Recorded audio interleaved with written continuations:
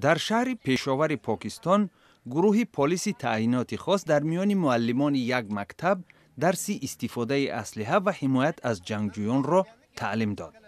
معلمان کالج زنانه منطقه قبیله ها روز دوشنبه در چارچوب برنامه تحکیم امنیت مکتب ها سبق گرفتند.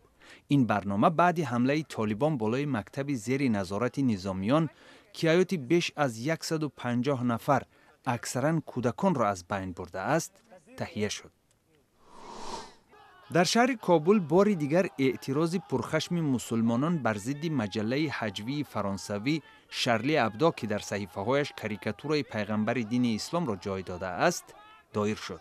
اعتراضگران طلب کردند که حکومت افغانستان سفارت فرانسه در کابل را ببندد و همچنان حکومت فرانسه همراه با خادمان این مجله خصوصی رسما معذرت خواهند.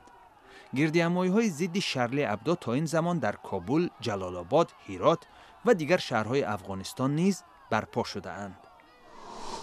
در پایتخت ارمنستان، شهر یریون، صدها صاحبکار خرد و میانه اعتراض بر ضد نظام نو انداز را که روز دوشنبه آغاز نموده بودند، روز سه‌شنبه 27 ینور هم ادامه دادند. اکثر اعتراضگران تاجران می باشند که در بازارها محصولات می فروشند.